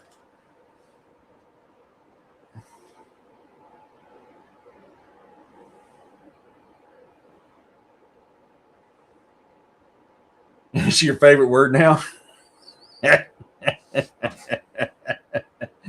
uh, my girlfriend's husband told me about a dog man his grandfather told him about where they lived in Muskogee, Oklahoma. They're speaking Ghibli.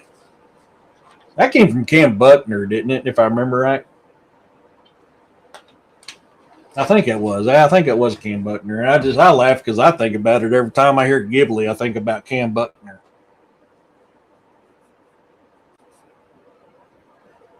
The Sierra sounds turned me into a Bigfoot believer. Before I hear them, I was indifferent on the subject. Yeah, I've heard that samurai chatter out here. I've heard I haven't heard the Sierra sounds, but that is some really, really, really good vocal evidence captured. Absolutely. Yeah, Steve Lilly podcast. That's what I was thinking. I was hoping I wasn't misspeaking, but I thought I was right on that. Yeah, they're speaking Ghibli. Yeah, I think it's episode 56 if I remember right. I brought William Nighthawk on me because he's a Lakota medicine man, and I needed his expertise on that because he knows more about the native language than I do.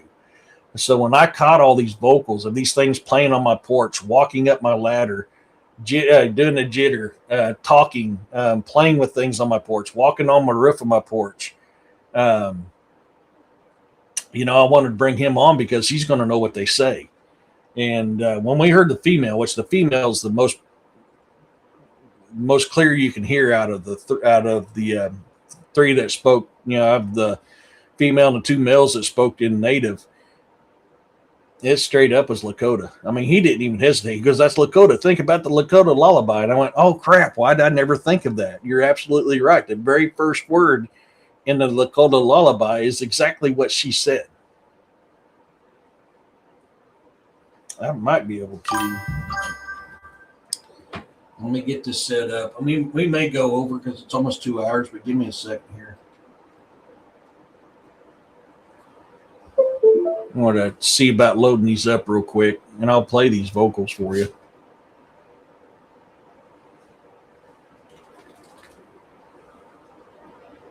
I'm waiting on this to kick in. There it goes.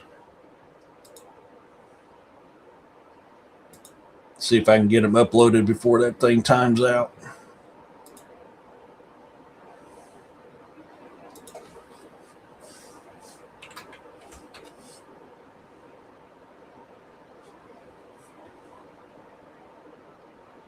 I wonder if I can load multiple at one time. We'll find out. Oh, crap.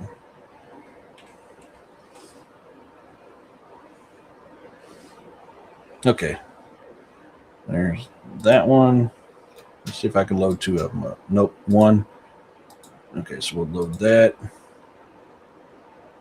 Get that one loaded up.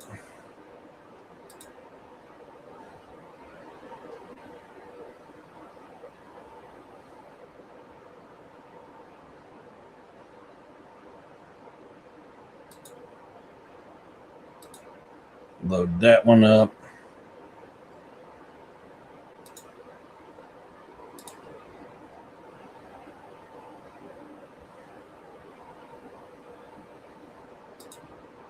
And load that one up.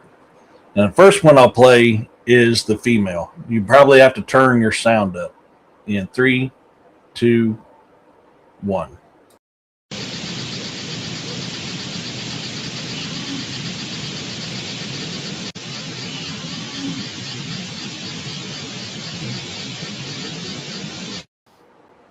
Here's the first male.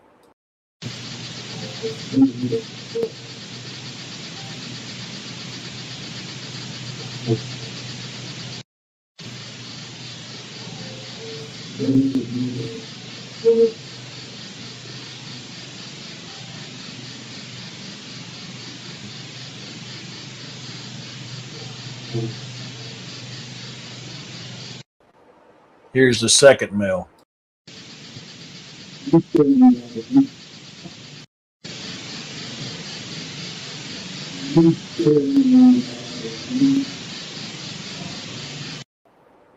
That is the 3 vocals, not counting the chitter. Spoken better without T, though, yeah. Uh-oh. There you go.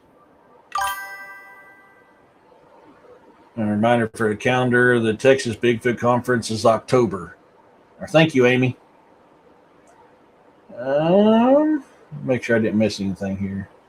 Okay, good. Scroll back down. Okay. That was the 2 males and the female. I wonder if I got time to load up the chitter before this thing times out on me.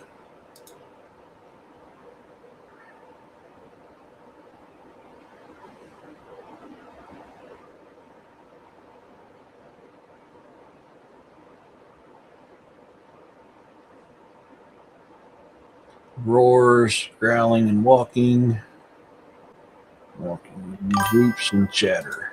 I think it's that one there. I'm going to play this whoops and chatter real quick. You may want to turn your volume up. And we will play that in 3, 2, 1.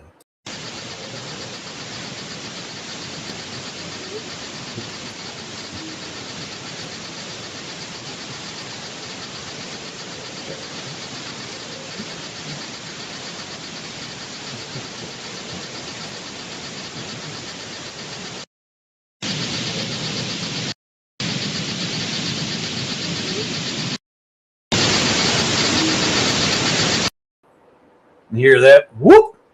Woo!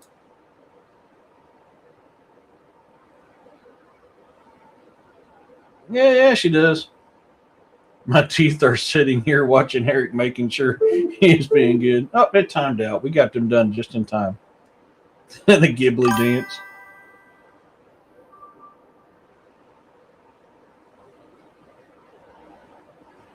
So, with that, we're over the 2-hour mark. So I want to thank everybody for coming in. Everybody give a shout out to my moderators in the chat, Corey and Roxanne. They're awesome. Thank you guys very much. I'm very appreciative of you guys. You guys help make things go. You guys keep everything in line, keep me up, keep me in line. So I appreciate you guys so much for that. To all my new subscribers, to my OGs, thank you so much for coming in and watching my show. I'm very appreciative of that. I can't thank you enough. You guys are awesome. I'm truly, truly blessed with every single one of you guys. Tomorrow, we're going to be doing the show on the 4 most haunted places in Missouri. I had to come up with a show on a short time deal because I've not had a chance to do a whole lot of research. So I just kind of pulled that one up real quick. And make sure you catch me tomorrow on William Nighthawk's Eye Strangeness podcast, and then my regular show tomorrow night as well. And so I appreciate every one of you guys. Run which way? So, thank you so much. I hope you find my books. I hope you find them entertaining. If you go back and want to see more on the vocals and everything else that was going on, I'm pretty sure it was episode 56. I think it's labeled Bigfoot Vocals Caught. If I remember correctly, it's going to be something similar to that. You can go check that out. And with that being said, as always, everybody, peace, love, and blessings to every single one of you guys. You guys are awesome. So until tomorrow, everybody. What tomorrow's show going to be about? It's going to be about the 4 most haunted places in Missouri, Genocide. With that, I'll see you guys tomorrow, and have a great day, and goodbye.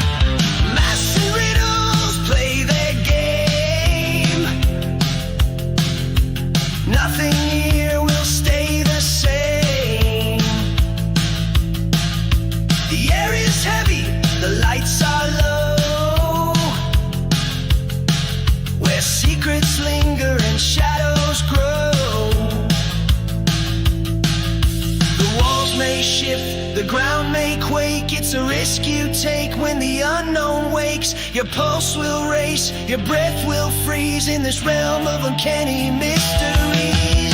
Dare to tread where the darkness hides, through the cracks of the world's thin sides. Join if you will take the dare, where we learn of things that scare.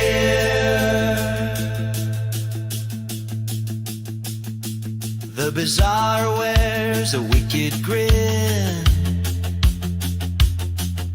Its world pulls you slowly in, but once you're here, you'll never roam.